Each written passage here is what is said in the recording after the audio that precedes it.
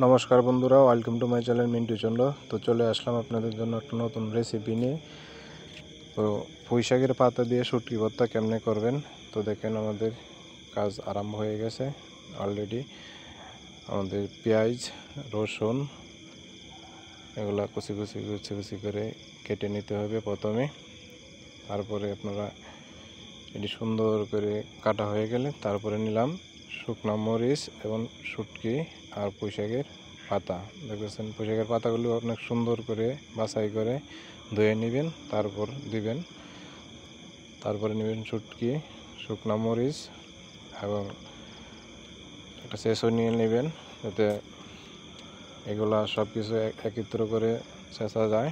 তো আমাদের কাটাকুটি শেষ, দিয়ে দিলাম। তো এই আমাদের তেল দিয়ে দিলাম কড়াইয়ে।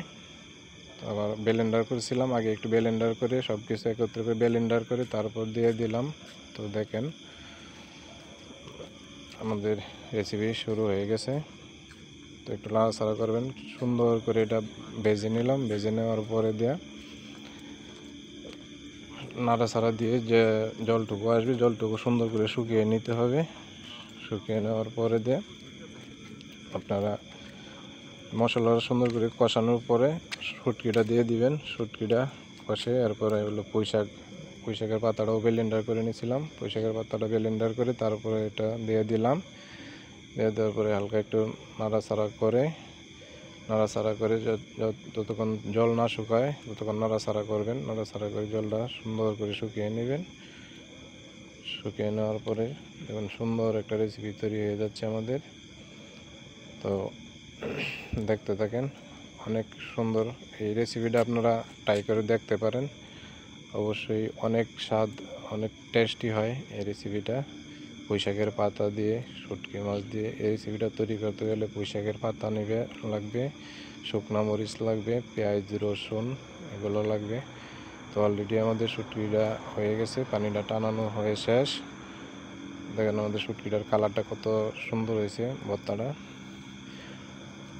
তো আপনারা ইচ্ছা করলে অবশ্যই একবার ট্রাই করে দেখেন, অনেক টেস্টি হবে। দেখেন আমাদের এই যে ভর্তাটা একবারে শুকিয়ে গেছে, শুকিয়ে অল্প হয়ে গেছে।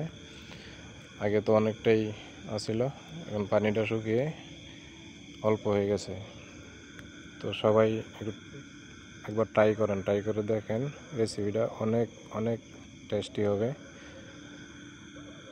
তো নাড়াচাড়া করার পরে দিয়ে দেখেন পানিটা একদম ক্লিয়ারভাবে শুকিয়ে একবার শুকনা হয়ে যাবে। শুকনো হয়ে যাওয়ার পরে দিয়ে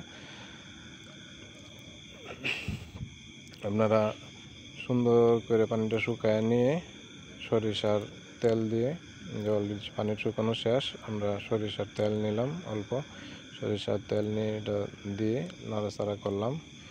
করার পরে দিয়ে সুন্দর করে যখন আপনার একদম ক্লিয়ারলি চলে আসবে তখন আপনারা নামিয়ে সুন্দর করে একটা বাড়ির টিফিন বক্স আছে, টিফিন বক্সে রাখতে পারেন।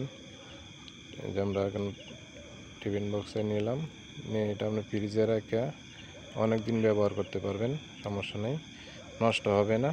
তবে এটার মধ্যে হাতের কোনো স্পর্শ রাখা যাবে না, সব কিছুই চামিচের দ্বারাতে করতে হবে। তো অবশ্যই আপনারা এই ভর্তাটা একবার